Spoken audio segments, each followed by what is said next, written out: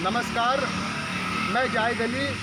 आप देख रहे हो डिजिटल मीडिया न्यूज़। आज हम आए हैं मेरठ ज़िले के ग्राम सोलदा गांव में। इस घटना के बारे में आप क्या बतलाना चाहोगे? मैं योगी विजेंद्र कुमार यादव के मूल निवासी सोलदा माछड़ा मेरठ। आज जो घटना अभी पिछले 2 महीने से हम जिस घटना को झेल रहे हैं, हमारा भतीजा मुकुल नाम जिसका है, उम्र उसकी 22 साल है लगभग, वो संदिग्ध रूप से गायब है हमारे परिवार से। और कहीं भी हमें जो है उसका कोई ऐसा क्यों नहीं मिल रहा अभी कि वो जिंदा है, मर गया या क्या हुआ।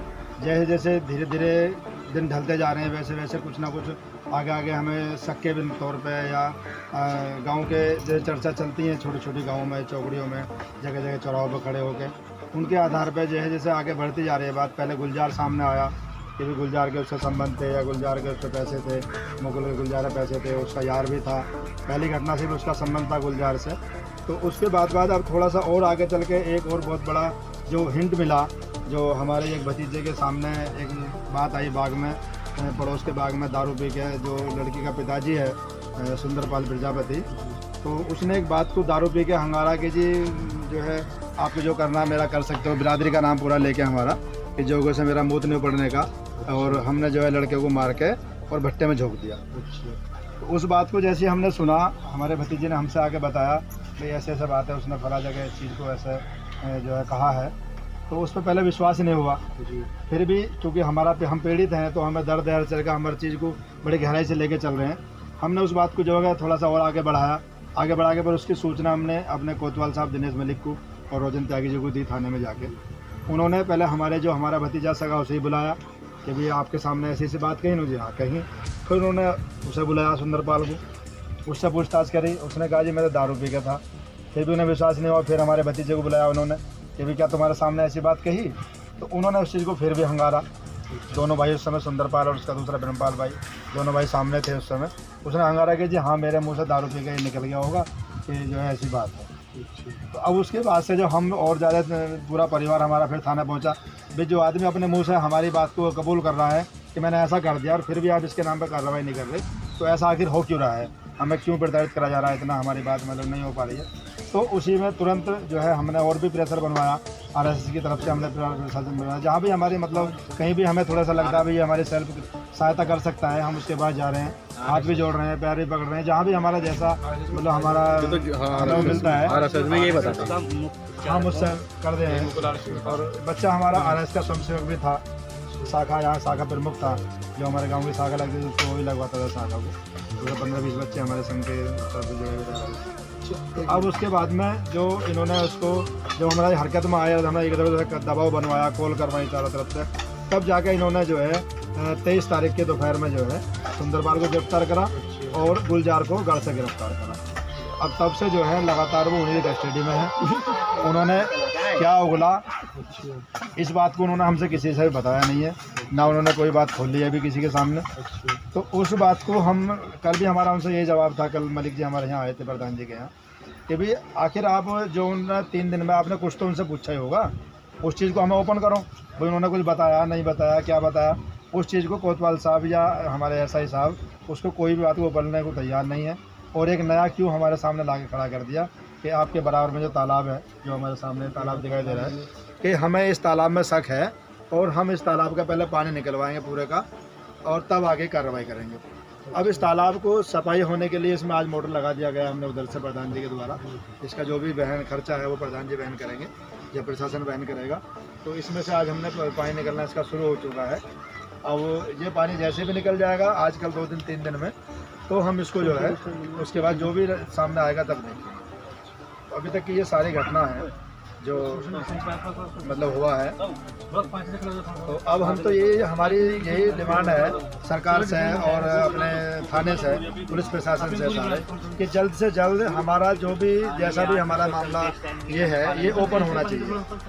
हमारा बच्चा है हमारे बीच से गायब है, तो हमें उसका बहुत बड़ा दुख है। आज यहाँ दिनेश शर्मा जी यहाँ पर, दिनेश मलिक जी थे आज यहाँ पे थे, उन्होंने आपसे उनसे कुछ बात हुई है? बस केवल इतनी बात हुई है आज कि हमने इसमें काम लगवा दिया है।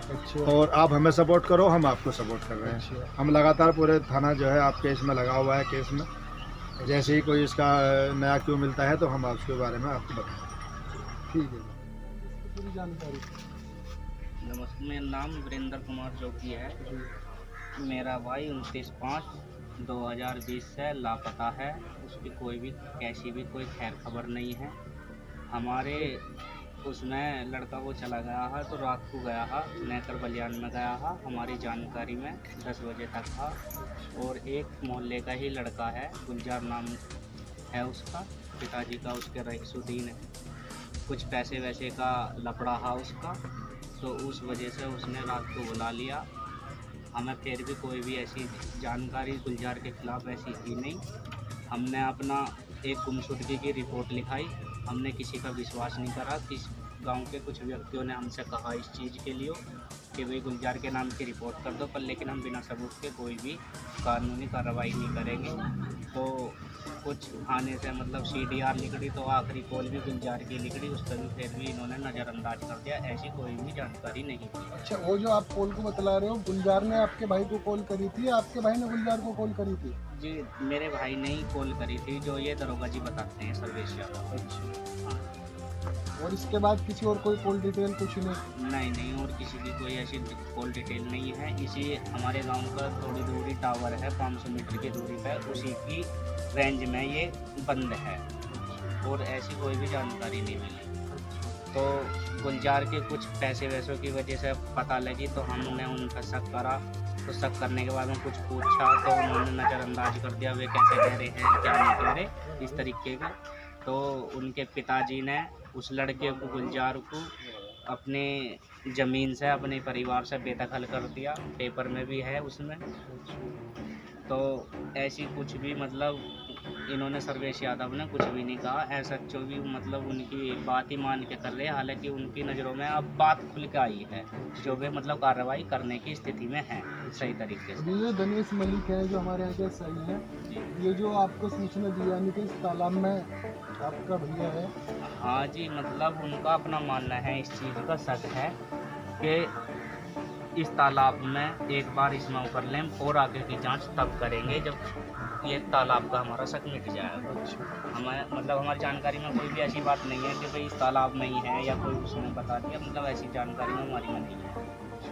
तो ये सुंदरपाल का नाम का एक आदमी है, प्रजापतियों में से, उसने बाग में हमारे ताऊ जी के लड़के के सामने वहाँ कहा कि मेरा मुँह फाड़ लो, नो एरो है, इस तरीके से बात करके मैंने मार दिया, कोई ऐसी वो नहीं है, तुम्हें मिलेगा कहाँ से, इस तरीके की उन्होंने ऐसी बात कही। हमने ये बात वहाँ जाकर बताई। तो हालांकि उसने ये बात वहाँ भी थाने में उगल ली। मैंने मारा है यानी कि भट्टे में झोंक दिया। हाँ। तो पुलिस ने कार्रवाई करी? उस पर कार्रवाई कर ली, लेकिन वो पकड़ा गया है, उन्होंने पकड़ लिया है। अब जैसे भी है उनको ही पता क्या पूछा उससे, कैसे नहीं पूछा। और इसमें कुछ आदमी और भी शामिल हैं जो कि अभी वे सामने नहीं आ पाए। 2 आदमी तो सामने आ गए हैं।